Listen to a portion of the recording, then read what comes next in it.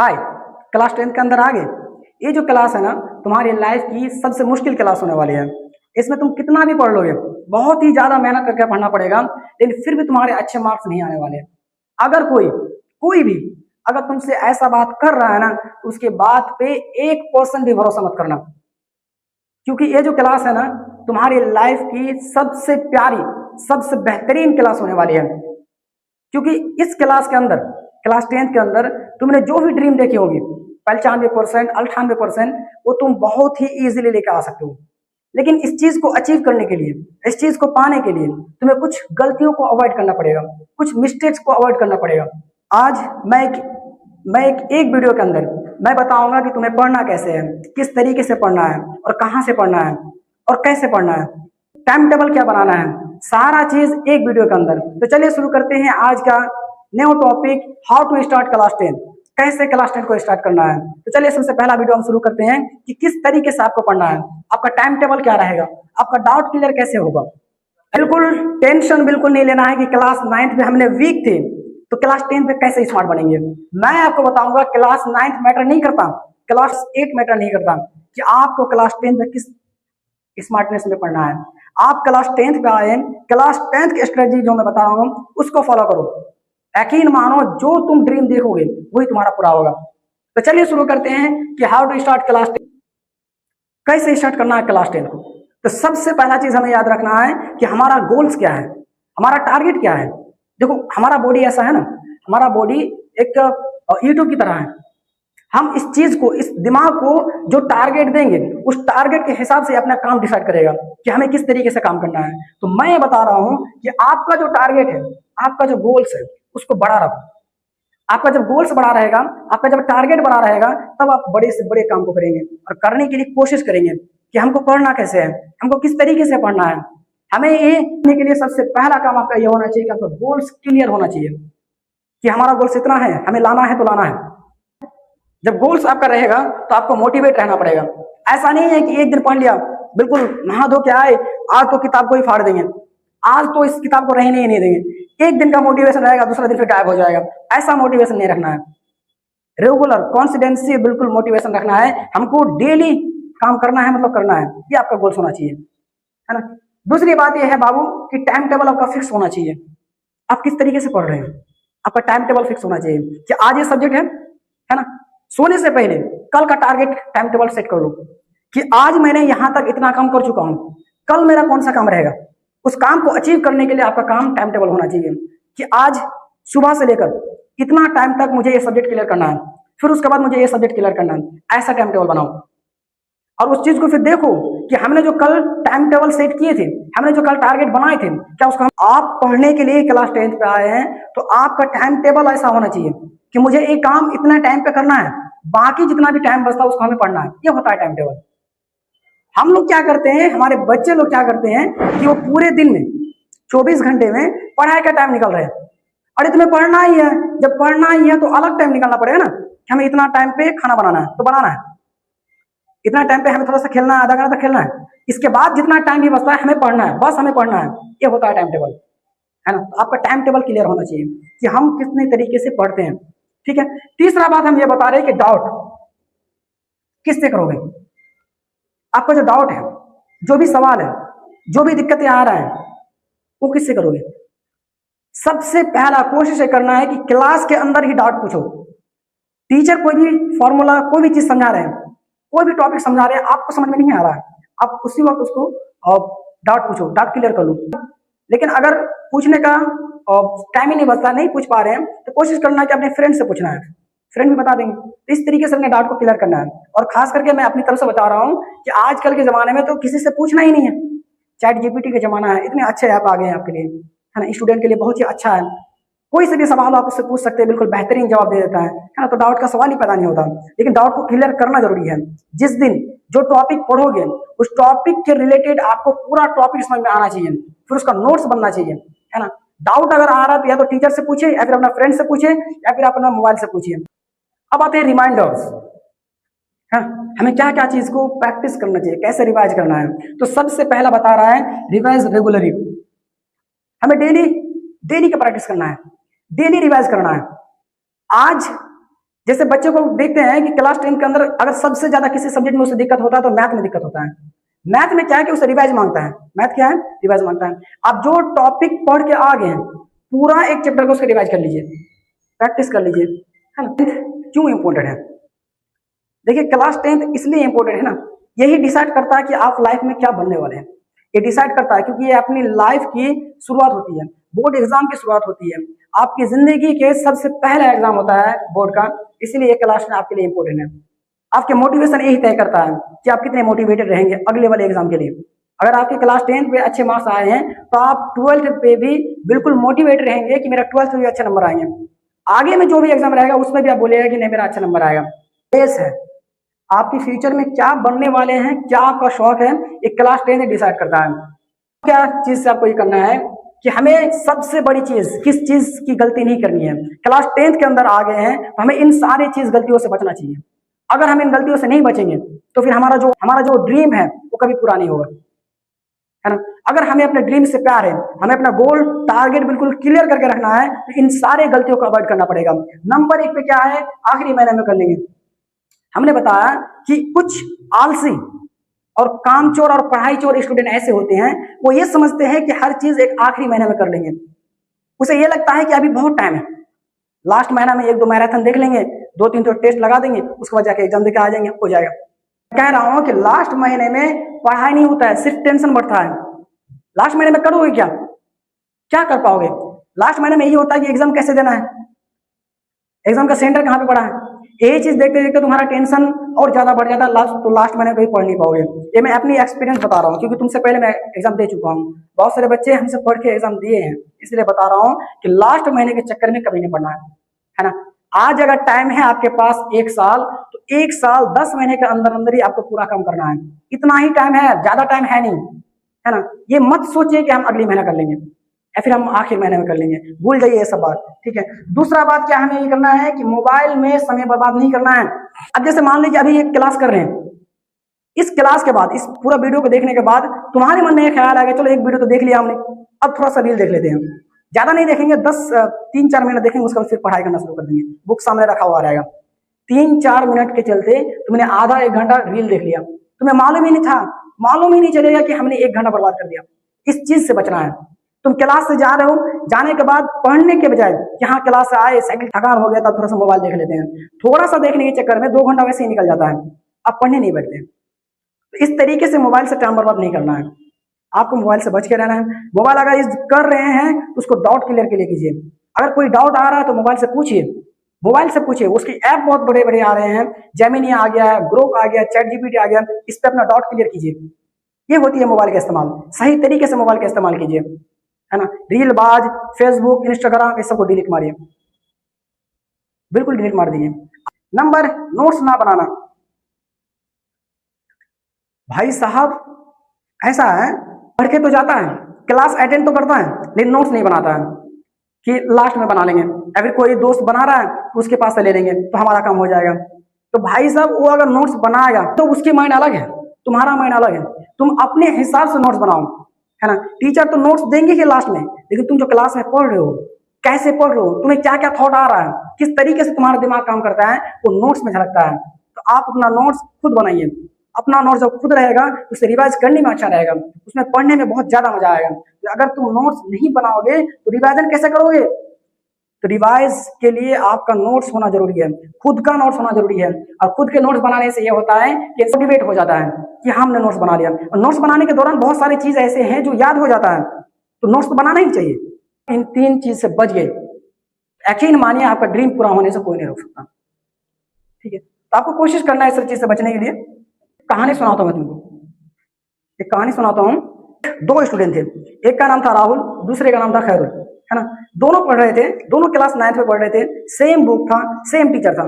दोनों को class 9th में 60% आए थे, क्लास 9th पे दोनों का 60% आए थे। लेकिन जब वो क्लास 10th पे आए तो क्लास 10th पे ये जो राहुल था, राहुल का 65% आया। कितना आया? 65%। और ये जो खैरुल था इसका 95% आया। कैसे? सेम टीचर था, सेम बुक पढ़ रहे थे दोनों, है ना, सेम ही क्लास में थे, लेकिन क्लास 9th में बराबर में थे और क्लास 10th पे आके दोनों का रिजल्ट अलग हो गया। तो ये जो राहुल है इसको पढ़ने का तरीका मालूम नहीं था। राहुल को जो है चीज को अवॉइड करना था जिसने नहीं किया है। खैरुल जो है इसको पढ़ने का तरीका मालूम था। राहुल जो है अपना नोट्स नहीं बनाता था, खैरुल अपना नोट्स बनाता था। दूसरी बात ये होता है कि कई बच्चे ऐसे रहते हैं जो एक सब्जेक्ट के लिए कई टीचर को फॉलो करते हैं। तो आप जिस सब्जेक्ट के लिए जो भी टीचर आपको अच्छा लगता है उस एक टीचर को पढ़िए और उसी के पास पढ़िए, क्योंकि बहुत सारा टीचर के पास पढ़िएगा सबके दिमाग अलग अलग होते हैं। मैं ये नहीं बताता हूं कि अगर कोई सही पढ़ा रहा है तो कोई गलत पढ़ा रहा है, कोई भी टीचर गलत नहीं पढ़ाते हैं, सब टीचर बेस्ट है, सभी टीचर अच्छे पढ़ाते हैं। बट बात यह होता है ना कि सबके माइंड सेट थोड़ा सा अलग होते हैं। वो टीचर समझाने का तरीका अलग रहेगा, कुछ टीचर का समझाने का तरीका अलग रहेगा, तो आप उस चीज से भटक जाइएगा, है ना। फिर आप समझ नहीं पाएगा कि मैं किसका लिखूं और किसका ना लिखूं। तो आप एक सब्जेक्ट एक टीचर को फॉलो कीजिए, उस तरीके से अपना नोट्स बनाइए और बनाने के बाद फिर उसको रिवीजन कीजिए। आप ये मत सोचिए कि हमारा क्लास 9th पे कम नंबर आया है तो 10th पे कैसे नंबर आएगा, बिल्कुल आएगा। बस जो मैं तरीका बता रहा हूँ उसको अपनाइए। तो चलिए आगे बढ़ते हैं। सब्जेक्ट स्ट्रेटेजी, हमें सब्जेक्ट हर सब्जेक्ट के अकॉर्डिंग तरीका बदलना है। हमारा एक सब्जेक्ट में कौन सा तरीका रहेगा, साइंस में किस तरीके से पढ़ना है, मैथ में किस तरीके से पढ़ना है, एसएसटी किस तरीके से पढ़ना है, कौन से टीचर से पढ़ना है, ये सब तरीका आपको मालूम होना चाहिए, है ना। तो आइए सबसे पहले हम शुरू करते हैं कि मैथ को हमें कैसे पढ़ना है। मैथ को पढ़ने के लिए सबसे ज्यादा क्वेश्चन को लगाओ, सबसे ज्यादा क्या करना है, क्वेश्चन को लगाना है। जो पिछले साल क्वेश्चन आ चुका है, जो क्वेश्चन बैंक पे है, उसको लगा के प्रैक्टिस करो कि हाँ आज मैंने 2021 का सारा क्वेश्चन कर लिया है, 2022 का सारा क्वेश्चन कर लिए हैं। इस तरीके से क्वेश्चन लगाओ, ज्यादा क्वेश्चन लगाओ, प्रैक्टिस करो, सॉल्व करो, जो भी तुम्हें दिक्कत आ रहा है उसको सॉल्व करने की कोशिश करो। नहीं समझ में आ रहा है, नहीं कर पा रहे हो, टीचर से पूछो। दूसरे नंबर पे है कि फॉर्मूला याद रखो। आप प्रैक्टिस कर लिए, क्वेश्चन को प्रैक्टिस करने के लिए आपको फॉर्मूला याद होना चाहिए, तो फॉर्मूला को याद रखो। डेली एक चैप्टर की प्रैक्टिस करो, डेली। ये आपका मैथ का फॉर्मूला है, ये आपका मैथ का स्ट्रेटेजी है। अगर आप मैथ में इस तरीके से प्रैक्टिस करते हैं, नंबर 1 क्वेश्चन को लगाते हैं, नंबर 2 पे है कि आप अगर उसका फॉर्मूला को याद रखते हैं, नंबर 3 पे है डेली अगर आप प्रैक्टिस करते हैं तो मैथ बिल्कुल आपका स्ट्रांग हो जाएगा। आप मैथ में बिल्कुल अच्छे, मैथ में डरने की जरूरत नहीं है। आपका मैथ को बस ये 3 चीज को फॉलो करना है, मैथ में महारत हासिल कर लीजिएगा, है ना। इस तरीके से तरीका अपना के तो देखिए एक बार। क्लास 10th कोई ज्यादा भारी नहीं है, बहुत ही प्यारा और बहुत ही इजीली सब्जेक्ट है। इसका सिलेबस बहुत ही छोटा है। आप एक बार इस सिलेबस को इस तरीके से पढ़ के देखिए, बड़ा मजा आएगा, ठीक है। दूसरे नंबर पे आते हैं एसएसटी, नहीं साइंस पे आ जाते हैं, क्योंकि मैथ और साइंस सबको दिक्कत होता है साइंस में। साइंस को किस तरीके से पढ़ना है, साइंस को समझने से पहले सबसे पहले क्या करना है कि पहले इसका कॉन्सेप्ट को समझो। सबसे पहले साइंस को पढ़ने के लिए उसका कॉन्सेप्ट समझो। जब उसका कॉन्सेप्ट समझ जाइएगा फिर उसका डायग्राम बनाओ, इंपोर्टेंट जो डायग्राम रहता है उसको बनाओ, उसका चित्र बनाने की कोशिश करो, उसको समझो। साइंस भी एक, मैथ और साइंस दोनों को जो है ना रटने की जरूरत नहीं पड़ता है, उसके कॉन्सेप्ट को समझना पड़ता है। अब आते हैं एसएसटी में। किसमें आते हैं, एसएसटी में। एसएसटी में क्या होता है, रिवीजन होना चाहिए। एनसीईआरटी को लाइन बाय लाइन पढ़ो, नोट्स बनाओ और याद करो, मैप्स और डेट्स पर फोकस करो। एनसीईआरटी जो रहता है उसको लाइन बाय लाइन पढ़ना है, आपको इसको नोट्स बनाना है। और मैप और जो डेट रहता है, हमेशा इस बात का ध्यान रखना है कि एनसीईआरटी में मैप और डेट दोनों को आपको याद करना पड़ेगा, इसको रटना पड़ेगा। डेट में आपका कोई चीज समझा नहीं सकते हैं कि आपको और इसके तारीख को याद करना ही पड़ेगा। मैप को आपको समझना पड़ेगा कि हमें किस तरीके से ये चीज करना है, तो आपको नोट्स बनाना पड़ेगा, ठीक है। इस तरीके से पढ़ने का तरीका आपको मालूम होना चाहिए कि कौन सा कॉन्सेप्ट में कौन सा रूल लगेगा, ठीक है। दूसरी बात यह होता है कि राइटिंग का प्रैक्टिस रोज करो। आपका राइटिंग का प्रैक्टिस डेली होना चाहिए, आपका राइटिंग भी अच्छा हो जाएगा और इंग्लिश भी सीख जाइएगा, है ना। इस तरीके से आप प्रैक्टिस कीजिए। तीसरी बात है इंग्लिश रीडिंग की हैबिट डालो। आप कोई भी चीज पढ़ रहे हैं उसको इंग्लिश में पढ़ने की कोशिश करो, तो ये आपका इंग्लिश का तरीका है।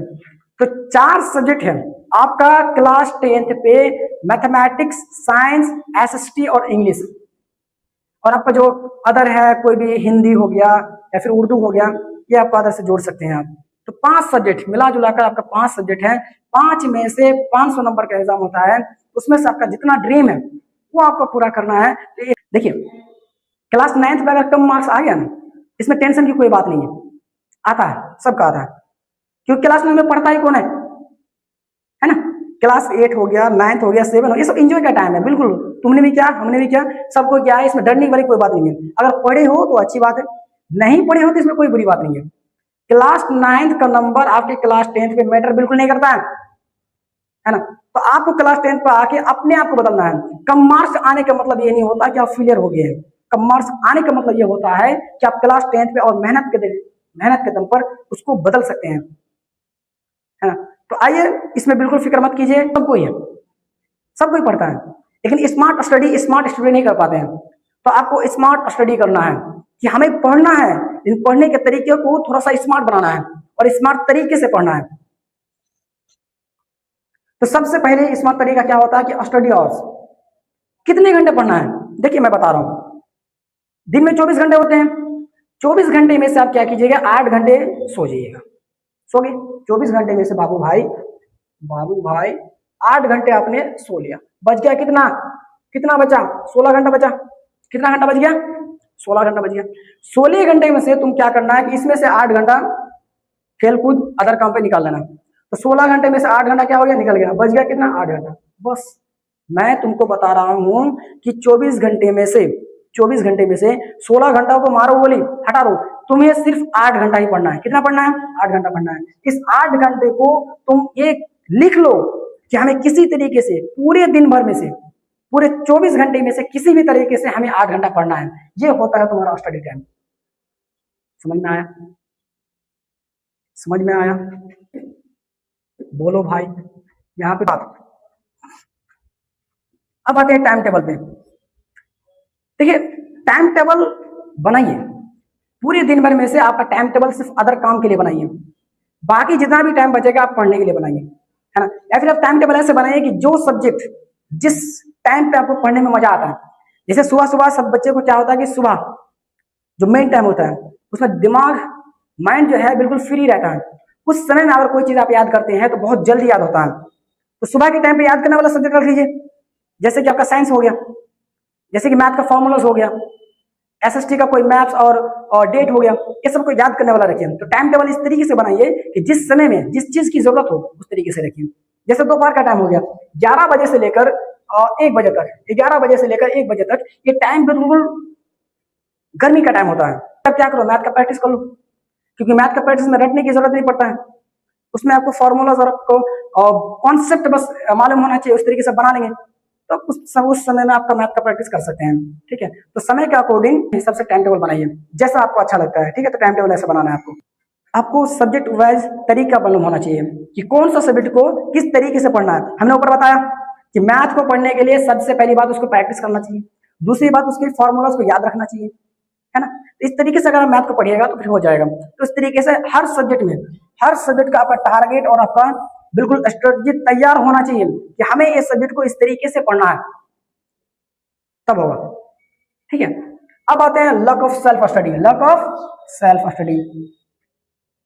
कुछ खुद से भी प्रैक्टिस करना है, हमेशा टीचर पे डिपेंड नहीं रहना है, हमेशा दूसरे पे डिपेंड नहीं रहना है, खुद से प्रैक्टिस करना है। जो चीज समझ में नहीं आया खुद से कर लो, क्या दिक्कत है, खुद से कर लेना है ना। हाँ, तो खुद से कर लेना है। अब आते हैं हाउ टू स्टडी, कैसे करना है। सबसे पहली बात, स्टेप 1, एनालिसिस करो सिलेबस एंड सेट टारगेट।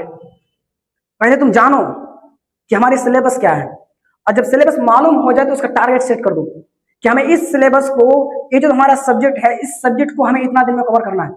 जैसे अगर आपका एग्जाम फरवरी को हो रहा है, कब हो रहा है बाबू, फरवरी को हो रहा है, तो आपको ये मालूम होना चाहिए कि अक्टूबर तक में मेरा सारा सिलेबस कंप्लीट होना चाहिए।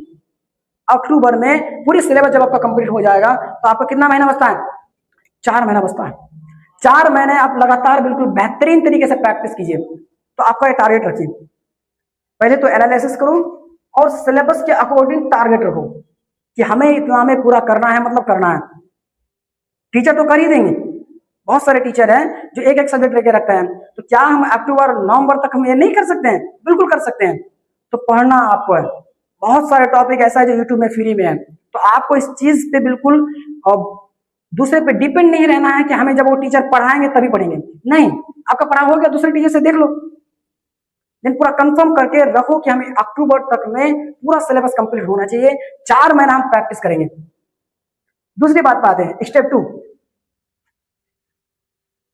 एनसीईआरटी सबसे पहले पढ़ना है। क्या पढ़ना है, एनसीईआरटी के जितनी भी सारे बुक हैं सबको पढ़ना है, क्वेश्चन बैंक को लेकर आना है और प्लस नोट्स को पढ़ना है। पिछले साल के जितने भी क्वेश्चन बैंक है उसको पढ़ना है, फिर नोट्स को भी पढ़ना है। अब क्वेश्चन बैंक आप किसी का भी ले सकते हैं, है ना, जो आपको अच्छा लगता है। इस तरीके से क्वेश्चन बैंक को भी पढ़ना है, क्योंकि क्वेश्चन बैंक एक एग्जाम का आईना होता है। किस तरीके से आपका एग्जाम लिया जाता है, आपका जो एग्जाम किस तरीके से लिया जाता है, और एग्जाम के थ्रू में आप जो प्रैक्टिस कीजिएगा तो अपने आप को नाप पाइएगा कि हम कितने पानी में हैं, हमारा कितना परसेंट आ रहा है इस टेस्ट में। इस तरीके से क्वेश्चन बैंक का आपको प्रैक्टिस करना चाहिए। फिर आपको नोट्स बनाना चाहिए, है ना, स्टेप 2 में।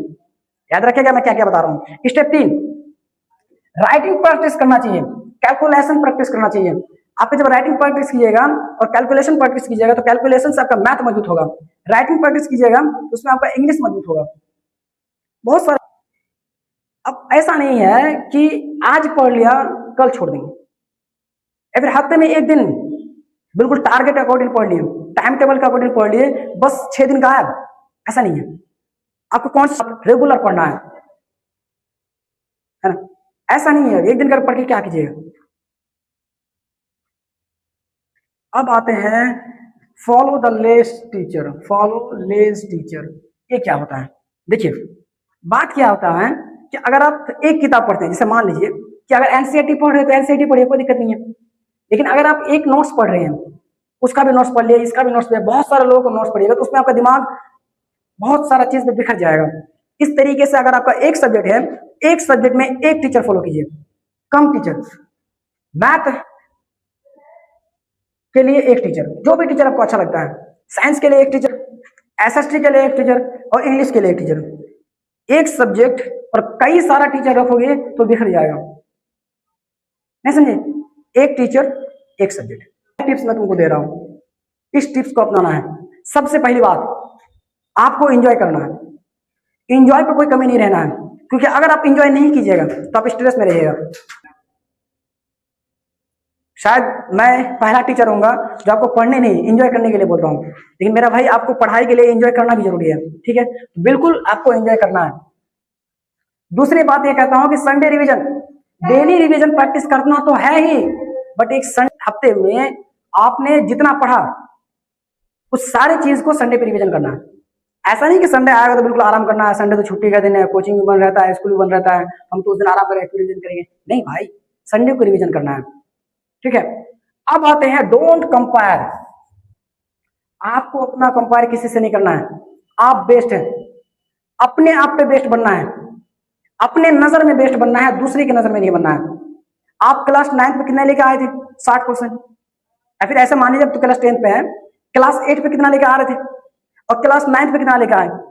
जब आप एक क्लास में पढ़ रहे तो शायद आप स्वर वर्ण और व्यंजन वर्ण नहीं जानते थे, फिर जैसे 2 क्लास में आए थे फिर बहुत सारा चीज जाने। तो आप अपने आप को इंप्रूव कर रहे हैं कि नहीं कर रहे हैं? क्या आप अपने आप पे कंपेयर करके बढ़ रहे हैं कि नहीं बढ़ रहे हैं?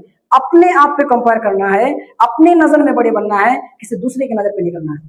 तो डोंट कंपेयर, किसी से भी आपको कंपेयर नहीं करना है। भले माँ बाप करता करने दीजिए, आपको नहीं करना है कि फला देखो वो तो बिल्कुल मैथ का क्वेश्चन आते ही बिल्कुल सॉल्व कर देता है, हमारे क्वेश्चन समझने से पहले उसका आंसर आ जाता है। नहीं करना है भाई, हर क्लास में होता है ना, हर क्लास में होता है।